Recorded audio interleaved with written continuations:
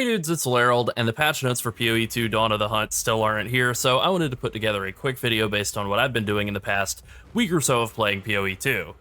And what I've been doing is practicing moving through the campaign quickly in a league start scenario. I think this is one of the most important skills that you can develop in PoE, both PoE 1 and PoE 2 really. So in the spirit of moving quickly, here are some pointers for clearing the campaign. Let's just get right into it. So in order to simulate a fresh start, I like to start off by migrating all of my SSF characters and the whole account. You could just like set it up like so, just all characters, click migrate them all. It will migrate them all, and then you make a new solo self-found character, and this will effectively be, a brand new character. That's pretty much it. All right, so step one, I like to skip everything on the riverbank. I think that's the right approach. This is also a good habit to learn because it is the model for how you're gonna run through pretty much every zone in the entire campaign. Now, this is not to say you should never kill anything. Obviously, you're not doing a pacifist run of Path of Exile, but you hit level 2 automatically by killing the Miller, so anything you kill along the way in the first area is worthless, and in every other area of the entire campaign, stopping to kill anything less than a big pack of enemies is slow. It's a bad use of time.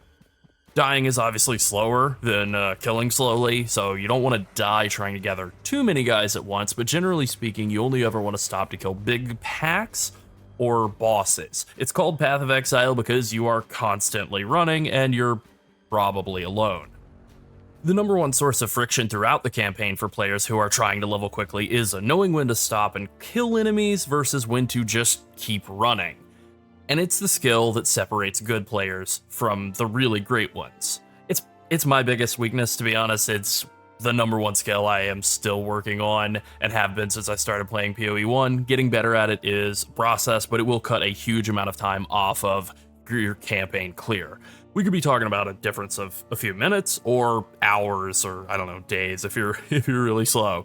All right, priority number 2 is move speed boots. As soon as you get to town, you want to talk to Renly and accept his quest reward, which is a level 1 skill gem.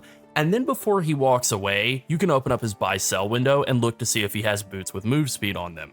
You can also use a regex to filter his window, and I'll just show off one version of that. This is PoE2.re. You can put in a regex like so, click all the different move speed boot tiers, copy it, and then paste that into his window. And if anything fits these requirements here, it'll light up.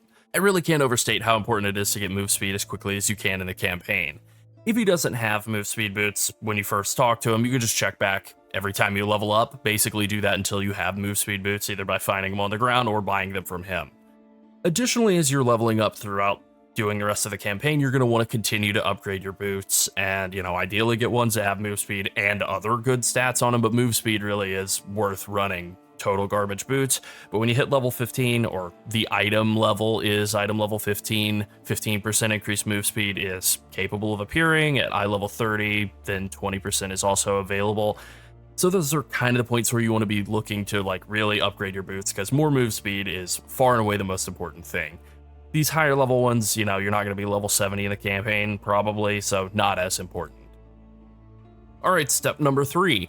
Keep upgrading your life flask throughout the campaign. This is super important. It's something that I think people will definitely gloss over, and I really can't emphasize it strongly enough. It seems like a small thing, but being at a point late in Act 1 where you're still using a lesser or a medium life flask, and you're fighting Count Geonor or something, can absolutely be the difference between killing that fight or not. Or even just getting through a zone safely or dying repeatedly and wasting 5, 10, 20 minutes. It's happened to me, it's happened to everyone.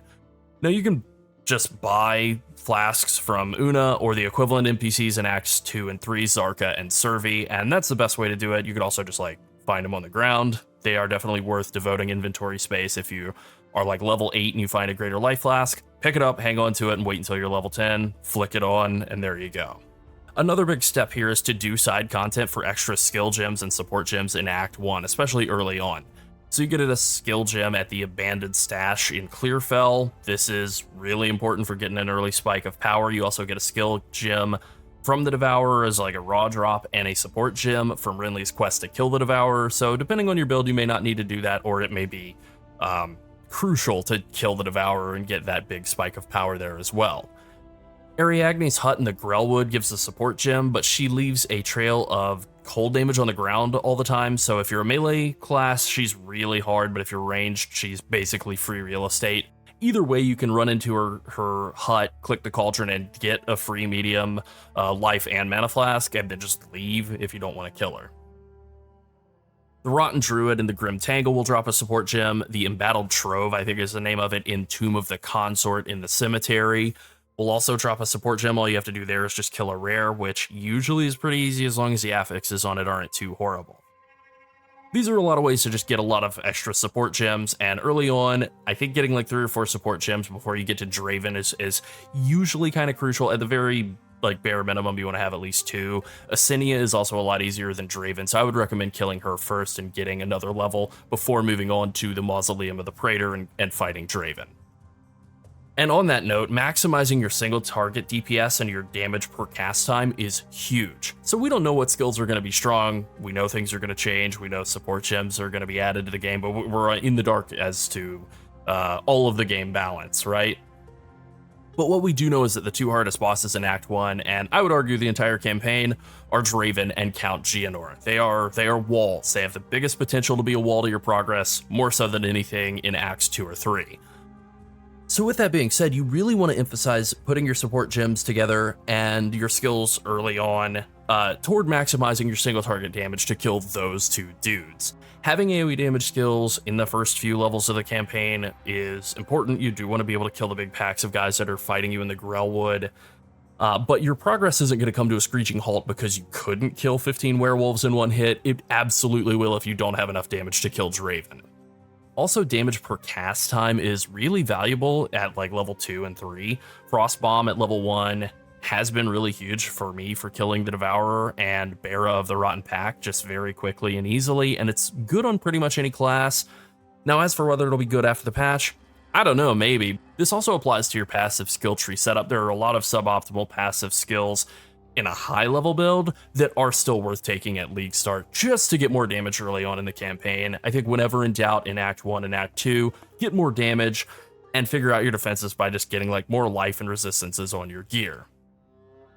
Also on that note, always try to upgrade your weapon whenever you hit a level range that has new bases available. You can check PoE 2 DB in order to find out the minimum levels on weapons and then kind of just go from there.